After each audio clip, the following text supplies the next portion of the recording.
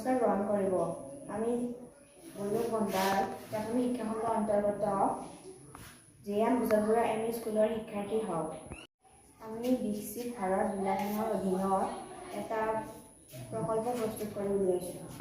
প্ৰকল্পটোৰ নাম হ'ল নিম গছ আৰু ইয়াৰ ঔষধি গুণসমূহ। আমাৰ এই প্ৰকল্পটো প্ৰস্তুত কৰাত সহযোগ কৰিছে আমাৰ বিদ্যালয়ৰ শিক্ষাগুৰু মাননীয় মানস কলিতা ছাৰে। প্ৰকল্পটো আৰম্ভ কৰাৰ আগতে মই মোৰ পৰিচয়খিনি দিছোঁ আৰু মোৰ সহপাঠী শিক্ষাৰ্থীসকলেও নিজৰ নিজৰ পৰিচয়খিনি দিব। নমস্কাৰ, মোৰ নাম শ্ৰী সীমাশ্ৰী ডেকা, মই 8ম শ্ৰেণীত পঢ়োঁ। নমস্কাৰ, মোৰ নাম শ্ৰী ৰিম্পী ৰাজবংশী, মই 8ম শ্ৰেণীত পঢ়োঁ। মোৰ নাম মেভিজ বেগম, মই 8ম শ্ৰেণীত পঢ়োঁ। নমস্কাৰ, মোৰ নাম শ্ৰী মই ক্লাছ 7ত পঢ়োঁ। নমস্কাৰ, মোৰ নাম চাইদুল হক, মই 6ম শ্ৰেণীত পঢ়োঁ।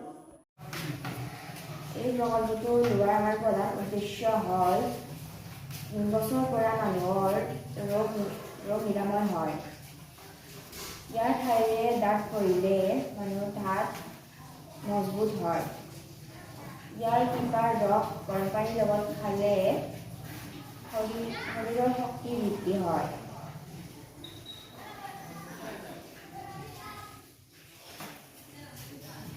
তাৰোপৰি এই গছ থাকিলে পৰিৱেশ প্ৰদূষণমুক্ত হয়। নিম গছৰ পাত সিজাই গা ধুলে চৰ্মৰ ৰোগ নাশ হয়।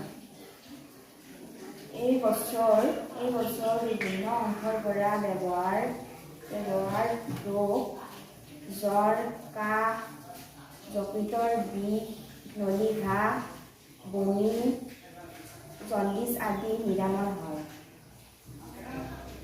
এই গছৰ পৰা চাবোন আৰু মজা তেল প্ৰস্তুত কৰা হয়, যিয়ে আমাৰ ৰোগ নিৰাময় কৰে।